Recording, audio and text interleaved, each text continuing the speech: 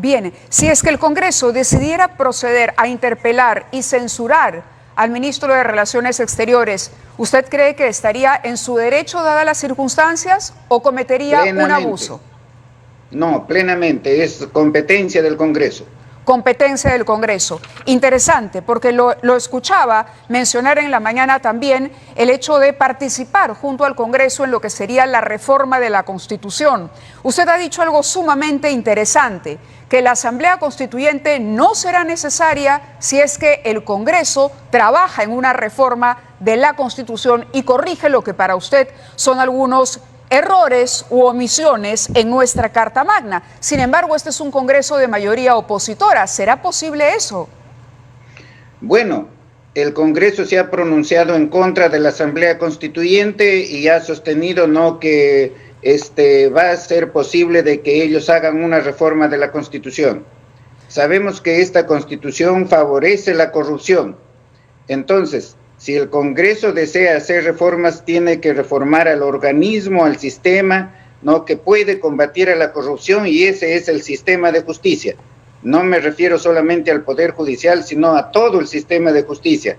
Poder Judicial, Ministerio Público, Junta Nacional de la Justicia, Tribunal Constitucional, Academia de la Magistratura e inclusive la Policía Nacional.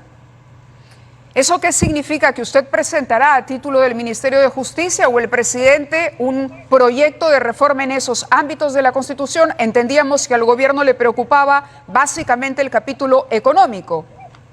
Bueno, la Constitución debe ser modificada en cuanto al sistema de justicia, pues que no es un artículo, sino son muchísimos artículos.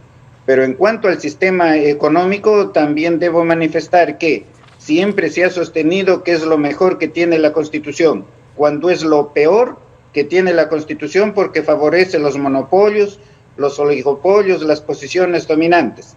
Si habla de mercado libre, de libre competencia, eso en el Perú no existe, porque son los monopolios, los oligopolios, las posiciones dominantes las que fijan los precios para los consumidores, los intereses bancarios, y son los que se reparten las obras públicas.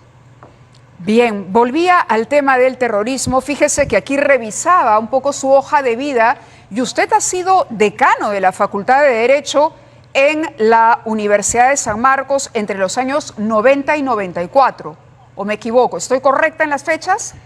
Sí, y he sido víctima del terrorismo. Por eso, justamente ese dato lo destaqué porque el año 92 recién se da la captura de Abimael Guzmán. Cuéntenos su experiencia directa como profesor en la San Marcos con el terrorismo.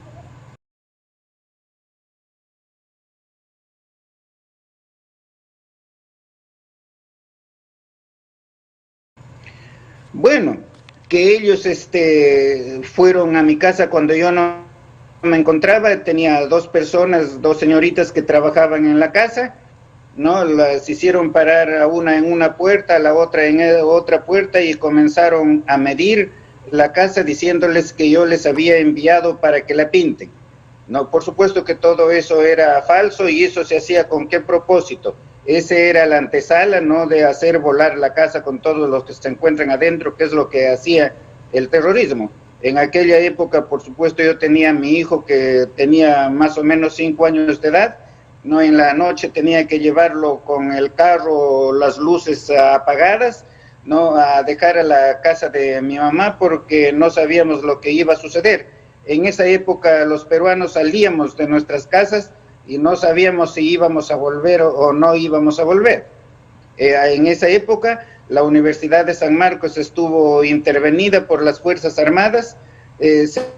Sendero estaba en San Marcos y las Fuerzas Armadas estaban en San Marcos, pero los dos no se hacían nada.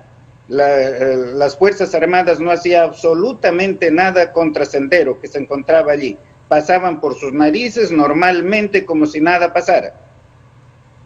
¿Y las autoridades universitarias estaban amenazadas? Por supuesto que hemos estado amenazados allí. Yo en una ocasión, no sé si tengo tiempo para contarlo, por pero favor. en una ocasión yo estuve en el decanato firmando unos documentos, haciendo unas resoluciones a manuscrito, porque algunas había que hacerlo así y rápidamente. Levanté la cabeza y frente a mí había una fila de senderistas. Estos señores me dijeron, yo los conocía de vista, pero no por el nombre. Me dijeron, doctor, nuestro jefe quiere hablar con usted. Ahí no teníamos que mostrar miedo ni nada por el estilo. Le dije, muy bien, ¿dónde y cuándo? Me dijeron, en este momento, abajo en el restaurante. Había un restaurante bastante grande con varias puertas de entrada. Y yo les dije, ¿qué les pasa a ustedes? ¿Están locos? Allí entran los comensales, los alumnos a cada rato. Ellos dijeron, no, doctor, no va a entrar nadie. Hasta ahora no me explico, yo fui, no, el jefe de los senderistas estaba esperándome en una mesa en mitad del restaurante. Entré, hemos conversado y nadie entraba al restaurante. No me explico cómo es que nadie entraba. Él no me miraba directamente, ni yo tampoco lo miraba directamente, porque ambos hemos tenido miedo allí. Se veía que él también tenía miedo, ¿no? Y me dijo, doctor, ¿de dónde saca usted esa plata que está invirtiendo allí? Esa plata es de Fujimori. No, le dije, esa plata no es de Fujimori. Ese dinero es el que se llevaban ustedes allí del Centro Federado, del decanato, de la Oficina de Economía. Ese dinero que se llevaban ustedes, eso se está invirtiendo aquí.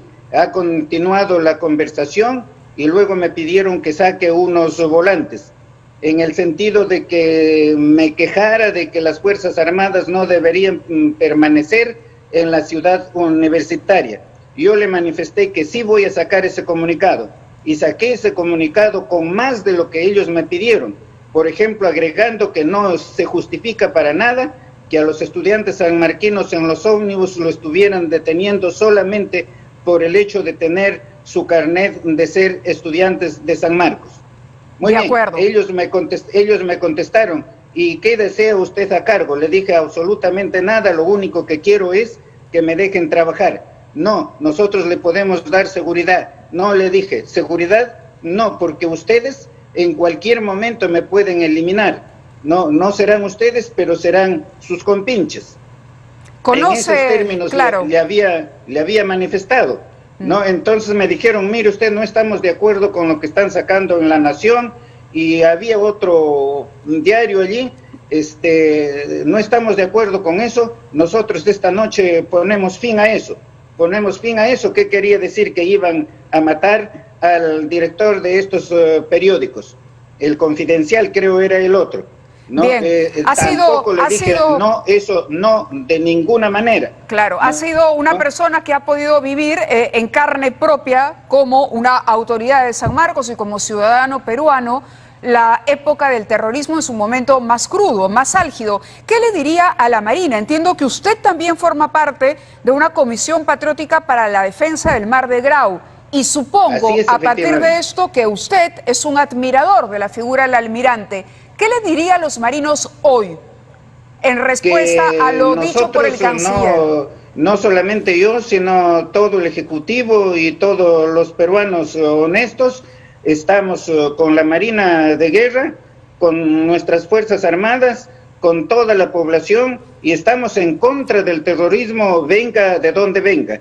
Porque allí también hubo terrorismo de parte de un sector de las Fuerzas Armadas, porque no vamos a decir que no fue terrorismo el de secuestrar a estudiantes de la Cantuta y matarlos con una bala en la nuca, quemarlos, llevarlos a enterrarlos clandestinamente. Nosotros estamos en contra de todo terrorismo. Nosotros defendemos a nuestras instituciones militares y a nuestras instituciones civiles. De acuerdo.